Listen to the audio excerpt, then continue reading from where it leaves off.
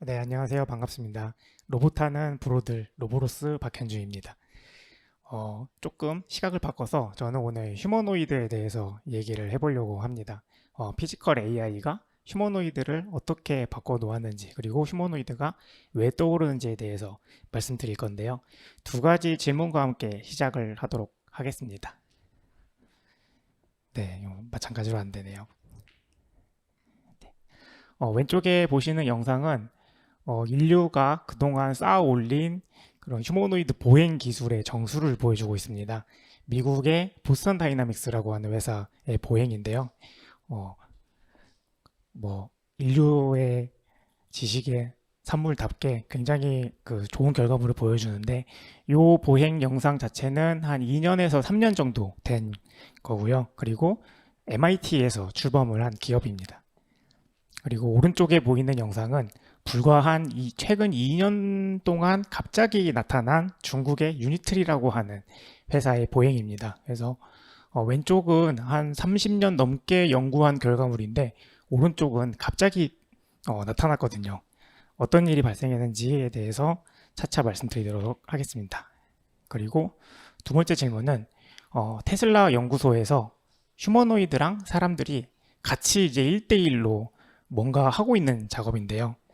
어, 딱 보셨을 때 이렇게 시뮬레이션 관련 기술들이 계속 발전을 하고 있는데, 왜 이렇게 로봇이랑 사람들이 직접 무슨 뭐 장치를 끼고 이런 활동을 하고 있는지에 대해서 한번 의구심을 가지고 출발을 하도록 하겠습니다. 굉장히 멋진 휴머노이드가 하나 있는데요. 지금 피지컬 AI 기술을 휴머노이드에 적용하는 것은 크게 두 가지로 나눌 수 있습니다. 하체는 보행 강화학습이고요. 상체는 조작, 모방학습 이렇게 분류가 되고 있고요. 저희는 먼저 보행부터 시작을 하도록 하겠습니다. 자, 휴머노이드가 걸으려면은 어떻게 해야 될까요? 먼저 왼발과 오른발의 면적을 정의를 하고, 그리고 무게중심을 정의합니다. 무게중심이 두 개의 발 사이에 있으면은 우리는 넘어지지 않습니다. 로봇도 마찬가지고요. 그러려면 이제 걸으려면 발바닥을 떼야 하니까 이런 식으로 발바닥 궤적을 먼저 생성을 하고요. 그리고 무게중심 궤적을 따로 생성을 합니다. 그러면 발바닥을 디디면서 무게중심을 이러한 궤적으로 이동을 시키면 넘어지지 않겠죠. 요거 영상은 카이스트 휴보랩에서 옛날에 공개한 영상인데, 잘 보시면은 상체가 계속 반복이 되어야 되는데, 상체가 이렇게 좌우로 움직이는 것을 보실 수 있습니다. 계속 이어서 하도록 하겠습니다. 근데 무게중심 말고도 굉장히 복잡한 시스템을 고려를 해야 됩니다. 휴머노이드를 잘 걷게 하기 위해서는요. 그래서 휴머노이드를 근사화시킴으로써 뭐 LIPM이랄지 방금 말씀드린 무게중심이나 GMP, 캡처 포인트 등 다양한 기법들이 발전이 되어 왔습니다. 지금 보시는 영상은 국내 서울대학교에서 휴머노이드를 모델 기반으로 제어하는 영상입니다. 요게 지금 이제 국내 기술의 소타라고 보시면 될 것 같습니다. 자갈바 위에서도 잘 걷고 있고, 그리고 대학원생들이 괴롭히는데 잘 버티고 있죠.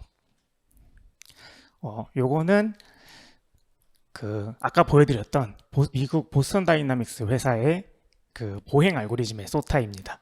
그 영상을 잘 보시면은 이렇게 점프를 하거나 할 때 발바닥 궤적이 생성이 되는 걸 보실 수 있을 거예요. 요 영상은 잘 보시면 뒤에 빨간색 밸브가 있습니다. 로봇이 저 빨간색 밸브를 잡아서 돌리려고 하는 건데, 사실 실제로는 잡지 못했죠. 근데 잡은 줄 알고 돌리려다가 넘어진 겁니다. 아까 지금 말씀드린 것도 점프를 할 때 발바닥이 제대로 접지가 안 됐는데 그걸 모르고 점프를 한다거나, 건너갈 때도 발이 살짝 걸림으로써 넘어지는 것을 보실 수 있는데요. 저희가 그동안 이렇게 쌓아 올린 기술로는 예상하지 못한 문제에 대해서는 대처할 수 없는 그런 치명적인 단점이 있어 왔습니다. 그런데 최근 2년 동안 이제 중국에서 놀랄만한 성장을 보여준 게 요 유니트리라고 하는 회사인데요. 갑자기 로봇이 걷는데 누가 발길질을 했는데도 잘 밸런스를 유지하고 백덤블링을 한다거나 산길을 뛴다거나 계단이 갑자기 제대로 디뎌지지 않았는데도 걷거나, 그리고 미국 보스턴 다이나믹스에서도 지금은 이런 강화학습을 이용해서 보행을 시도를 하고 있습니다. 마지막은 모델일 수도 있고 강화학습일 수도 있는데 멋져서 한번 넣어봤습니다. 그러면 강화학습에 대해서 설명을 한번 드릴게요. 요거는 이제 제 딸아이가 4살 때와 7살 때 제가 언젠가 강화학습에 대해서 강의하게 되면은 이 영상을 써야지 하고 찍어놨었습니다. 왼쪽은 옆에 있는 언니가 그네를 타는 걸 보면서 그냥 따라하는 영상이에요. 근데 어떻게 하는지를 모르니까 무릎을 뭔가 구부리는 것 같기는 한데 잘 모르겠으니까 이렇게 하고 있는 거고, 그 다음에 한 2, 3년 뒤에는 능숙하게 무릎을 이용해서 서서 그네를 타고 있죠. 왼쪽에서 오른쪽으로 넘어갈 때 무슨 일이 일어났을까요? 뭐 내가 지금 중력 방향으로 움직이고 있으니까 위치 에너지를 운동 에너지로 바꿔야지. 그러면은 무게 중심을 낮춰야 하니까 뭐 무릎을 구부려야지, 이런 생각을 했을까요? 제 생각에는 우리 모두 그냥 경험에 의해서 체득을 한 것이거든요. 요게 이제 강화학습의 시작입니다. 그네의 높이와 속도와 방향 정보에 대해서 그네 타는 방법을 우리가 알고 있다면 무릎을 조절할 수 있습니다. 가운데가 핵심이고 왼쪽이 입력, 그리고 오른쪽이 출력입니다. 그래서 왼쪽 입력에 대해서 가운데 그네 타는 방법, 함수, 그리고 출력이 이제 Y인데요. 요거를 강화학습에서는 상태, 정책, 행동 이렇게 얘기를 합니다. 정책을 우리가 알고 있으면은 특정 상태에서 어떻게 행동해야 할지 알 수 있다는 뜻이에요. 그래서 요 영상은 정확하게 말하면은 강화학습은 아닙니다만 좀 비슷해서 가져왔습니다. 무릎을 처음에는 아무렇게나 구부리는데 시간이 지나다 보면은 점점 이렇게 하면은 그네가 더 잘 움직이네. 그네의 방향과 속도에 대해서 내가 무릎을 펴거나 어떻게 굽히니까 또 그네의 방향과 속도가 바뀌고, 요거를 계속 돌리다 보면은 우리가 상황에 맞는 최적 행동을 찾아낼 수 있다는 거죠. 요게 강화학습의 기본 원리입니다. 뭐 뒤에 배경을 보면 지금은 좀 잘 타고 있죠, 그네들이. 네, 그러면은 그네가 어느 정도 높이에 있는지, 그리고 어떤 속도로 가는지, 그리고 행동은 무릎을 어느 정도 굽힐지, 그리고 목표는 명확하죠. 그네를 높이 올라가는 겁니다. 근데 요거를 휴머노이드의 보행에 대해서 한번 적용을 해보겠습니다. 휴머노이드가 잘 걸으려면 자세도 있고, 지면 발력이나 계단이 있고 없고, 또 누가 와서 미는지, 내가 어떻게 걸어야 할지에 대해서 상황이 되게 다양합니다. 팔 자세도 있겠고요. 무거운 걸 들고 있을 수도 있겠죠. 그리고 행동은 관절이 휴머노이드 정도 되면은 한 30개 정도 됩니다. 옛날에는 그네에서는 무릎을 굽힌 정도만 조절하면 되는데, 팔은 어떻게 할지, 무릎은 어떻게 할지, 골반은 어떻게 할지, 발목은 어쩌야 되고, 이런 것들이 갑자기 시스템이 복잡해지는 거죠. 그리고 목표가 자연스럽게 걷긴, 넘어지지 않기인데, 자연스럽게 걷기는 굉장히 추상적이고 주관적입니다. 그래서 제가 간단하게 계산해 봤을 때 그네를 타는 데에 비해서 휴머노이드가 잘 걸으려면은 10만 배 이상의 경험이 필요하다는 거죠. 단순히 그냥 행동 개수를 곱했습니다. 그래서 어떻게 하냐면, 경험을 증폭하는 가장 쉬운 방법은 시뮬레이션입니다. 시뮬레이션을 엄청 많이 돌리고, 그 다음에 휴머노이드가 내가 지금 어떤 상태일 때 어떻게 걸으면은 더 잘 걷더라 라는 입력과 결과를 가지고 GPU 연산을 통해서 정책, 걷는 방법을 구해내는 거죠. 그리고 요거를 휴머노이드 안에다가 넣습니다. 그러면은 휴머노이드 내부에 있는 컴퓨터가 정체기를 가지고 추론을 하게 되면서 이제 보행이 가능해지는 것이죠.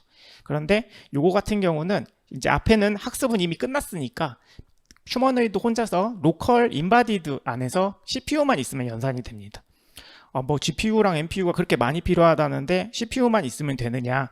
강화학습 보행 정도 수준에서는 그 관절 각도 이런 데이터 한 40개 정도, 그리고 출력은 데이터 30개 정도 되기 때문에 상대적으로 굉장히 쉬운 편이기는 합니다. 근데 쉽다는 게 이제 개수가 적다는 거, 연산이 쉬운 것이고요. 국내에서는 아직 강화학습 보행이 지지부진한데, 강화학습 기반의 보행을 잘하기 위해서는 맨 밑에 있는 게 가장 어렵습니다. 자연스러운 자세를 어떻게 정의할까, 뭐 무게중심을 엄청 낮게 할까 높게 할까, 어떤 식으로 걸어야 할지가 어려운데, 결과적으로 보면 강화학습 보행을 하기 위해서는 굉장히 간단합니다. 4090 다 500만 원 정도 합니다, 한 개. 그리고 강화학습 적용이 용이한이라는 좀 특수한 케이스가 있습니다. 이거는 이제 뭐 하드웨어 기술이 엄청 복잡한 건 아니고요. 예전부터 있던 기술인데 좀 적합한 그런 특성이 있습니다. 그리고 고장이 잘 안 나야 되겠죠, 실험을 많이 하려면. 그래서 견고한 휴머노이드가 필요하고, 그리고 가장 중요한 건데, 높은 로봇공학 이해도를 바탕으로 학습 기본 활용이 가능한 보행 연구자가 필요합니다. 국내에는 왜 못하고 있냐? 그러면 국내에서도 강화학습을 이용하여 휴머노이드를 걷게 한 사례가 있습니다. 왼쪽 영상은 갑자기 턱이 생긴 거를 몰랐는데도 밸런싱을 잘 하는 거예요. 오른쪽 영상은 걸을 때 괴롭히는데도 좀 잘 서서 걷는 걸 볼 수 있고, 그리고 발을 디딜 때 일부러 무릎을 걷어차서 안정성을 무너뜨리는데요. 이렇게 하는데도 좀 잘 걸을 수 있죠. 지금 제 후배, 이제 박사과정 후배인데 지금은 이제 학위를 받았고요.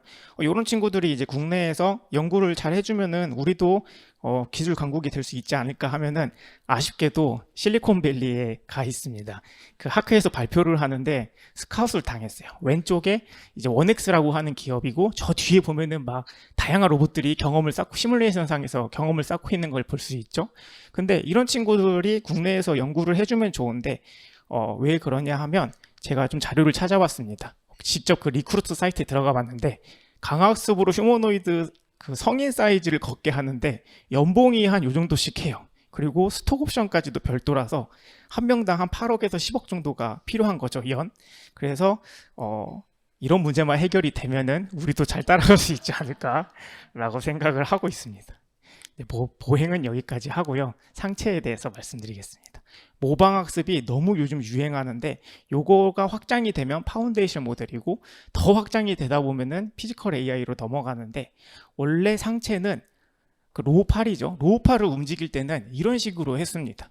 요게 이제 티칭 펜던트라고 하는 장치인데, 요걸로 한 땀 한 땀 로봇의 동작을 생성을 합니다.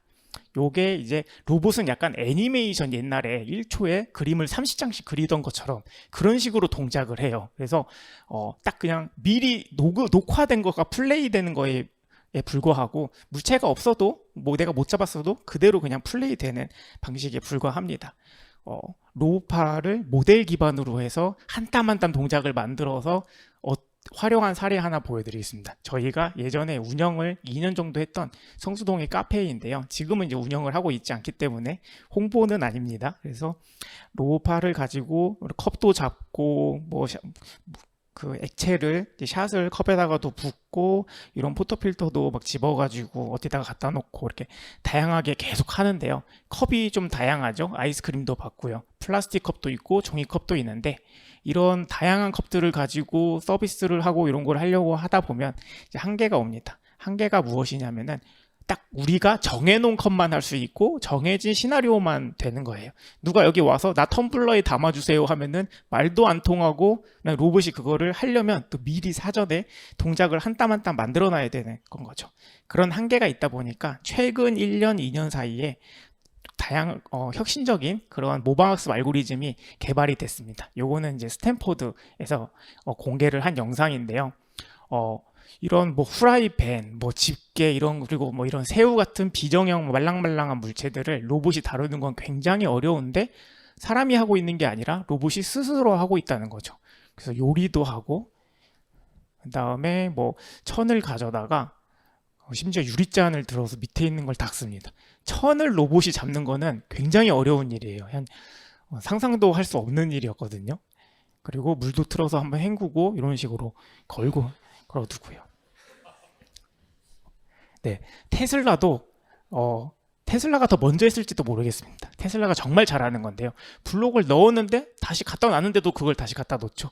원래 계획을 세웠으면은 다시 누가 분류를 한 걸 다시 넣었을 때 안 돼야 맞거든요. 그 블록을 계속 괴롭히는데도 그거를 꾸준히 이렇게 분류를 해내는 걸 볼 수 있고요. 제대로 안 놨으면은 그것도 조정하는 걸 볼 수 있습니다. 이게 지금 이제 자동으로 되고 있는 겁니다.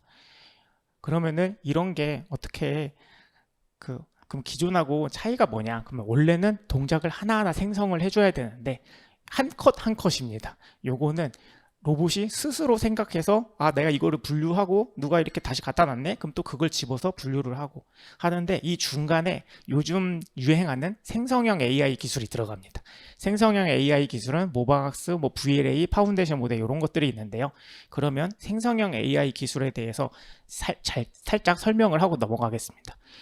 제가 이제 GPT에다가 날씨가 어때? 이렇게 물어보면 이제 클로버나 이런 거 썼어야 되는데 죄송합니다. 그래서 텍스트를 넣으면 이제 날씨가 어쩌고 저쩌고 나오는데, 저희는 이렇게 보겠습니다. 텍스트를 넣으니까 텍스트가 나온 거예요. 그냥. 그리고 한때 유행했던 지브리 스타일로 그려줘라는 거를 텍스트와 이미지를 넣으면 이미지가 나옵니다. 그렇고 지금 최근에는 텍스트, 이미지, 파일, 음성, 웹 링크, 소스 코드 별의별 걸 다 넣으면 그 어떠한 형태로든지 내보내주는 거예요. 이거를 보고 로봇 개발자들은 생각을 했죠. 로봇이 내가 지금 보고 있는 이미지를 취득을 하면 이걸 생성형 AI에다가 넣으면은 로봇의 행동을 생성을 해주면 되겠다. 이걸 조금 내려줘. 이거 지금 들고 있는 배터리 셀을 이제 그 케이스에 넣는 것을 이런 동작을 생성을 해주면은 되지 않을까. 못하는 게 없는데 이런 것도 되겠다라고 생각을 한 거죠. 모방학습을 가장 잘하는 곳이 이제 테슬라의 자율주행 분야인데요.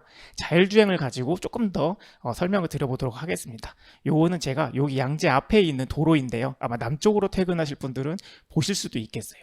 지금 앞쪽에 보면은 차선 감소나 이런 꽃갈이 세워져 있고 공사를 하고 있죠. 그러면은 우리는 이걸 보고 어떻게 조작해야 될지를 직관적으로 알 수 있습니다. 네. 핸들을 이제 왼쪽으로 돌려야 되겠죠. 왼쪽 깜빡이도 켜고요. 그리고 예시를 하나 더 들면 지금 강남역 근처에서 버스가 이쪽으로 들어오고 있습니다. 그러면 우리 뭘 해야 되죠? 빵 눌러야 되나요? 아니죠. 브레이크, 왼쪽이 브레이크죠. 네, 브레이크를 밟아야 됩니다. 이거를 그러면 자동차 앞에 카메라를 달아놓고 카메라가 영상을 찍습니다. 그러면은 지금 왼쪽 코너가 왼쪽으로 돌아가니까 운전자가 핸들을 왼쪽으로 돌리면서 감속을 하겠죠. 그러면은 요거를 세트로 묶습니다. 이 이미지일 때는 이 동작을 한다. 이렇게 세트를 묶어 놓고 이 세트들을 엄청나게 많이 취득을 해서 GPU에다가 넣어서 입력과 결과가 있죠. 그럼 중간에 운전하는 방법, 함수를 끄집어냅니다. 그리고 요거를 자동차 안에 있는 PC에다가 이제 정책을 넣어놓고 그다음에 차가 운전을 하다가 이런 풍경이 나타나면 왼쪽으로 핸들을 틀어야 되네 이렇게 스스로 생각하게 만들 수 있다는 거죠. 그리고 이게 자율주행입니다. 그럼 지금 자율주행을 어떻게 데이터를 많이 수집을 해야 될 것 같은데 어떻게 할 수 있었을까요? 먼저 자율주행 기능이 없는 차를 그냥 팔아요. 판매를 하고 그 다음에 운전자들이 운전을 막 하면 데이터를 다 수집을 합니다. 그리고 학습을 해요. 학습한 거를 다시 펌웨어 업데이트를 해주면 자율주행이 되겠죠. 자율주행이 안 되는 차를 팔면서 자율주행이 될 거야 라고 얘기를 해놓고 그동안 운전자의 데이터를 수집을 해서 학습을 하고 자율주행이 되게 만들 수 있는 것이죠. 요거를 테슬라는 한 7, 8년간 한 것 같아요. 굉장히 선구적인데요. 자, 자율주행에서 휴머노이드로 이제 넘어가겠습니다. 자율주행은 앞에 이미지가 있었고 그 다음에 핸들이랑 페달 깜빡이 이 정도 있겠죠. 그리고 데이터를 수집할 때 운전자들의 데이터를 판매하면서 얼렁뚱땅 사인 받아가지고 수집을 하면 될 텐데 휴머노이드 같은 경우는 어떻게 해야 될까요? 이미지를 보고 손가락, 팔, 무릎 이런 거를 다 조절을 할 수 있어야 되는데 데이터 수집은 어떻게 해야 될지 감도 사실을 잘 안 합니다. 누군가가 가르쳐줘야 되거든요. 테슬라는 요거를 굉장히 잘 해냈었는데 그래서 저희도 테스트를 해보고 싶어서 요런 작업 환경 세팅을 하고 한번 이 모방학습을 구현을 해봤습니다. 요거는 요걸 할 때 당시에 이제 애가 7살이었는데 요거를 보여주면은 바로 뭘 해야 될지 알더라고요. 주황색 블록은 노란색에, 파란색 블록은 파란색에 이렇게 넣을 거야. 알려주지 않아도 이제 이미지를 보는 순간 우리는 알 수 있습니다. 그리고 카메라를 3대를 달아서 이 이미지를 취득하도록 했습니다. 카메라는 이제 스테레오 카메라 3개를 사용해서 총 6개를 동시에 수집을 했어요. 그리고 아까 운전자가 운전을 했잖아요. 그래서 우리도 한 명 이제 제일 직급 낮은 친구가 열심히 운전을 했습니다. 파란색 블록을 집어서 케이스에 넣는 거고 이 작업의 핵심은 이 친구의 성향이 들어가요. 그리고 이 작업을 한번 끝날 때까지 90초 정도 걸리는데 한 1000번, 1500번 정도 시켰습니다. 그리고 그 중에 1000개만 저희는 데이터를 사용을 했어요. 그러면 이제 데이터를 한번 살펴보면 640480 이미지가 한 번에 이제 스테레오 카메라 3개고 6개인데 1초 전 이미지도 같이 넣어줬습니다. 시간의 이제 흐름을 좀 반영을 했고요. 그러면 데이터가 1100만 개고 그다음에 로봇의 관절 데이터 14개밖에 안 됩니다. 요거를 넣는데 아까 1000개라고 1000번이라고 했었고 그게 90초고 그리고 1초에 20프레임씩 꺼냈는데 그러면은 총 세트가 한 180만 세트 정도 되고 총 데이터는 2조 개 정도 됩니다. 그러면 2조 개를 4090 이때 당시 500만 원 정도 했습니다. 8개를 가지고 트랜스포머 15개를 사용을 해서 학습을 했습니다. 요거 학습하는데 끝이 안 나서 일주일에서 그냥 끊었어요. 일주일 정도 끊고 수고했다. 나온 결과물이 이제 뭐죠? 블록을 분류하는 방법입니다. 이 블록을 분류하는 방법을 가지고 로봇한테 다시 넣으면 이제 스스로 블록을 분류하기 시작하죠. 네, 파란색은 여기 놓고 주황색 잘 못 잡았지만 데이터를 많이 1000번이나 했기 때문에 그 과정에서 안 된 경우에 대해서 극복하는 데이터가 있기 때문에 잘 하는 걸 볼 수 있고요. 그리고 휴머노이드가 양팔이다 보니까 양팔로 했었습니다. 지금 요거는 불을 끄고 제가 밝기를 30% 올린 거예요. 그런데도 저 로봇의 뒤에 깜빡거리는 불에 의존해 가지고 수행을 하고 있는 겁니다. 왜 불을 끄고 되냐면 불을 끈 채로 요걸 또 한 200번 시켰거든요. 네, 그래서 퇴근하기 전에 10시, 11시에 불 끄고 데이터를 수집을 했었습니다.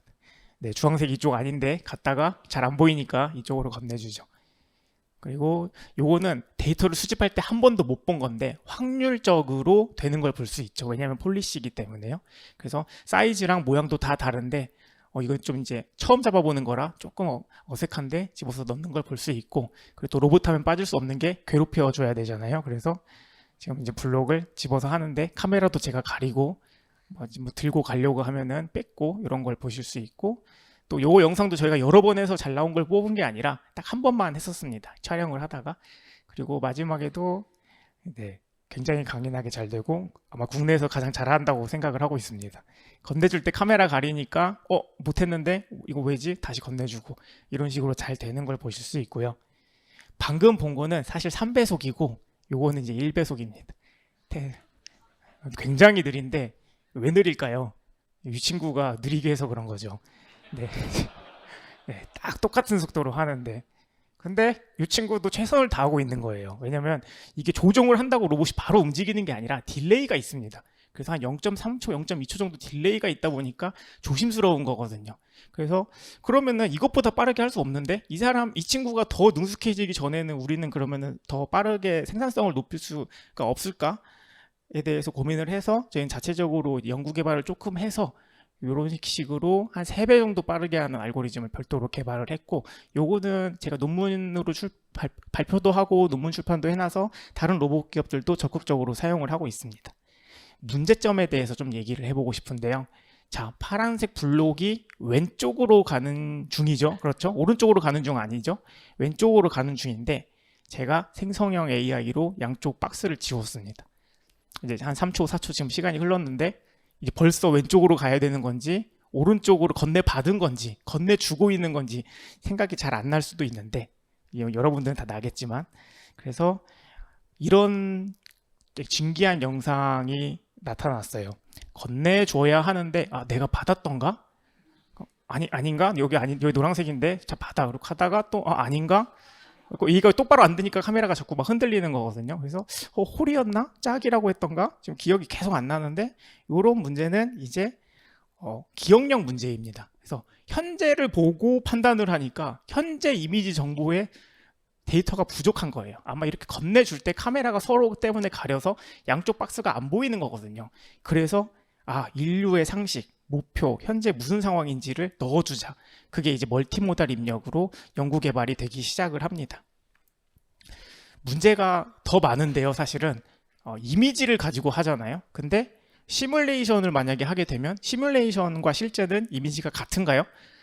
실제는 조명도 다르고 픽셀 단위로 보면은 조금씩은 다를 거예요. 그래서 시뮬레이션에서 방금 한 거를 열심히 해봤자 실제로 가져오면은 동작하질 않습니다. 그래서 시뮬레이션을 사용을 할 수 없다. 그래서 사람이 직접 열심히 태워서 데이터를 수집을 해야 한다.